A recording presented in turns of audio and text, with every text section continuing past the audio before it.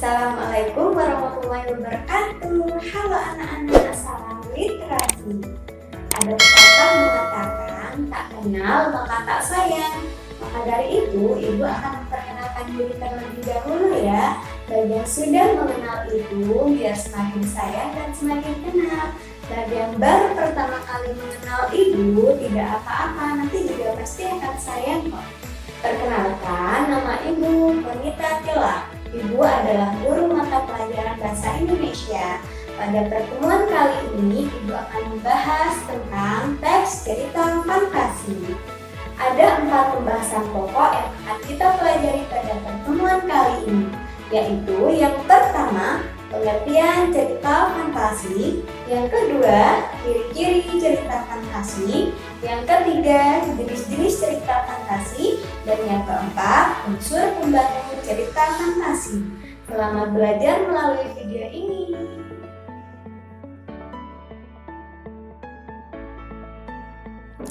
Pokok pembahasan yang ada dalam pembelajaran kali ini seperti yang sudah ibu sampaikan di awal, yaitu ada 4. Yang pertama, pengertian cerita fantasi. Yang kedua, ciri-ciri cerita fantasi. Yang ketiga, jenis-jenis cerita fantasi. Dan yang keempat, unsur pembangun cerita fantasi.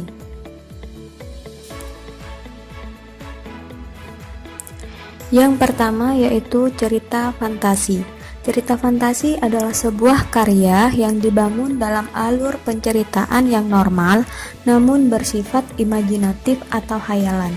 Jadi dapat diartikan bahwa cerita fantasi itu adalah cerita yang dibuat oleh seorang pengarang yang berisi tentang khayalan atau imajinasi. Jadi cerita fantasi ini tujuannya untuk menghibur pembaca itu sendiri. Kemudian di sini baik latar, karakter tokoh maupun konflik atau permasalahan dalam cerita fantasi itu tidak realistis atau tidak nyata, bahkan terkesan dilebih-lebihkan dan tidak mungkin terjadi di dunia nyata. Yang selanjutnya yaitu ciri-ciri cerita fantasi. Ciri-ciri cerita fantasi di situ ada 6. Yang pertama yaitu ide cerita bersifat terbuka atau tidak terbatasi oleh realita atau kehidupan nyata.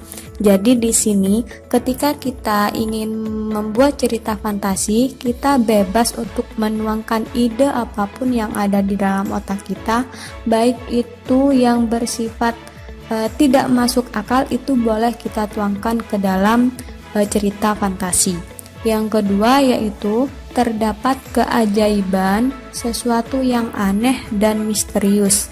Jika kalian mendapati sebuah teks cerita mengandung unsur keanehan dan bersifat misterius, seperti mengandung unsur mistis maupun terdapat keajaiban yang tidak dapat dilogika oleh pikiran, maka itu dapat menjadi ciri-ciri dari cerita fantasi.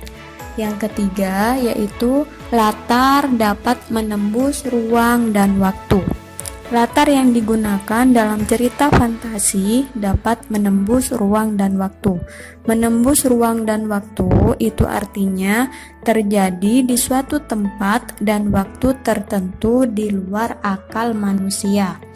Yang keempat, tidak akan bisa dinalar oleh akal pikiran jika dibandingkan dengan kehidupan di dunia nyata.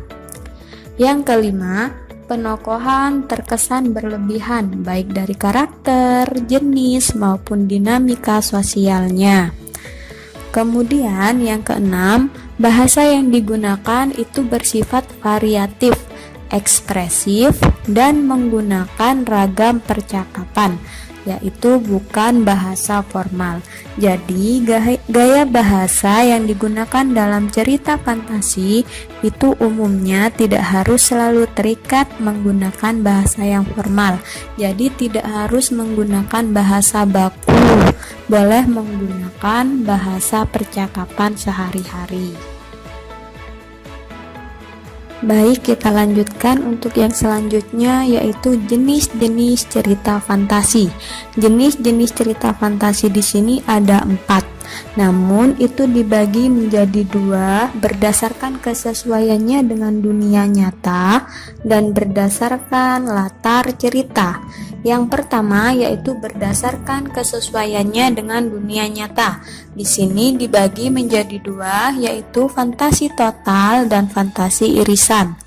Fantasi total yaitu semua yang terdapat di dalam cerita fantasi itu tidak terjadi di dunia nyata. Jadi, dalam fantasi total ini berisi fantasi pengarang terhadap objek tertentu. Pada kategori ini, semua yang terdapat pada cerita tidak terjadi di dalam dunia nyata. Misalnya, jika kalian pernah membaca cerita tentang Nagata, cerita yang berjudul Nagata itu merupakan cerita fantasi total, karena di dalam cerita tersebut tidak ada sedikit pun kejadian yang terjadi di dunia nyata. Jadi, seperti nama orang, nama objek, dan nama kota benar-benar rekaan dari pengarang, jadi tidak ada di dunia nyata. Yang kedua yaitu fantasi irisan, yaitu cerita berupa hayalan tetapi sebagian menggunakan hal dalam dunia nyata. Misalnya seperti nama tempat atau peristiwa yang pernah terjadi di dunia nyata. Jadi di sini sudah terlihat perbandingannya antara fantasi total dan fantasi irisan. Kalau fantasi total itu semuanya berupa fantasi yang tidak terjadi di dunia nyata. Sedangkan fantasi irisan itu sebagian nyata dan sebagian adalah hayalan. Yang selanjutnya yaitu berdasarkan latar cerita. Di sini dibagi menjadi dua, yaitu fantasi latar sezaman dan fantasi latar lintas waktu. Fantasi latar zaman yaitu latar yang digunakan dalam cerita fantasi itu menggunakan satu masa. Misal masa kini ya masa kini, masa lampau atau masa yang akan datang, atau biasa disebut dengan futuristik. Yang kedua yaitu fantasi latar lintas waktu. Jadi dalam fantasi ini latar yang digunakan ada dua masa yang berbeda. Misal masa kini dengan masa prasejarah, masa kini dengan masa 40 tahun mendatang. Jadi dalam fantasi latar lintas waktu itu menggunakan dua masa. Berbeda dengan fantasi latar zaman yang hanya menggunakan satu masa saja. Pokok pembahasan teks cerita fantasi yang terakhir yaitu unsur pembangun cerita fantasi. Di sini Ibu telah merangkum menjadi sebuah kata singkatan, lebih tepatnya kalimat singkatan yaitu telur kotak, ladang Yaman. Di sini untuk memudahkan kalian mengingat unsur-unsur pembangun cerita fantasi. Di sini Ibu mulai satu persatu dari kata te. Te di sini yaitu tema, blur, alur, ko, tokoh, tak, watak, la yaitu latar, dang, sudut pandang, ya yaitu gaya bahasa, dan man adalah amanat. Jadi unsur pembangun cerita fantasi di sini ada tema, alur, tokoh, watak, latar, sudut pandang, gaya bahasa, dan amanat. Ibu akan menjelaskan satu persatu dari unsur pembangun cerita fantasi ini. Yang pertama yaitu tema. Tema yaitu hal yang dibicarakan dalam cerita atau topik cerita. Jadi tema di sini sangat penting, harus ada, karena tanpa tema suatu cerita itu tidak akan terangkai. Kemudian yang kedua yaitu alur. Alur atau biasa disebut dengan plot, yaitu jalan cerita atau jalinan cerita atau urutan cerita dari awal sampai akhir. Alur dibagi menjadi tiga, alur maju, alur mundur, dan alur campuran. Kalau alur maju itu menceritakan dari awal hingga akhir cerita secara urut. Sedangkan alur mundur itu menceritakan dari akhir kembali ke awal lagi. Sedangkan alur campuran itu menceritakan cerita masa kini, kemudian kembali lagi ke masa lalu dan kembali lagi menceritakan masa kini. Yang selanjutnya yaitu yaitu tokoh. Tokoh di sini yaitu pelaku dalam cerita atau pemain dalam cerita fantasi. Yang selanjutnya yaitu watak.